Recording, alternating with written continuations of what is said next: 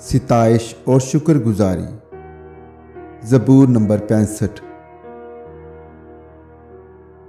ए खुदा, सयून में तारीफ तेरी मुंतज़िर है और तेरे लिए मन्नत पूरी की जाएगी।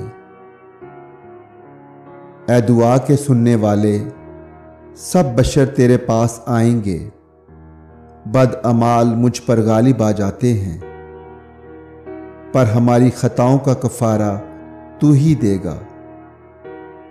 मुबारक है वो आदमी जिसे तू बरगुज़ीदा करता और अपने पास आने देता है, ताकि वो तेरी बारगाहों में रहे। हम तेरे घर की खूबी से यानी तेरी मुकद्दस हैकल से आसूदा होंगे।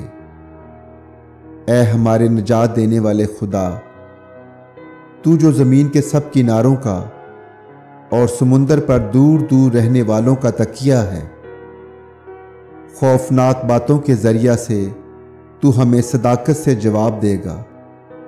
तू कुदरत से कमर बस्ता होकर अपनी कुव्वत से पहाड़ों को इस्तेहकाम बख्शता है। तू समुंदर के और उसकी मौजों के शोर को और उम्मतों के हंगामा को मौकूफ़ कर देता है। ज़मीन की इंतहा के रहने वाले तेरे मोजज़ों से डरते हैं। तू मतला सुबह को और शाम को शादमानी बख्शता है। तू ज़मीन पर तवज्जो करके उसे सैराब करता है। तू उसे खूब माला माल कर देता है। खुदा का दरिया पानी से भरा है। जब तू ज़मीन को यूं तैयार कर लेता है तो उनके लिए अनाज मुहैया करता है।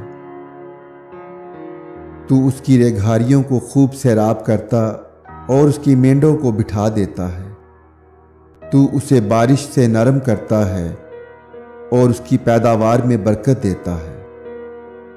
तू साल को अपने लुत्फ का ताज पहनाता है और तेरी राहों से रोगन टपकता है।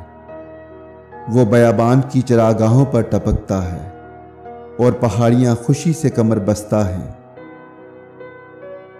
चरागाहों में झुंड के झुंड फैले हुए हैं। वादियां अनाज से ढकी हुई हैं। वो खुशी के मारे ललकारती और गाती हैं। आमीन।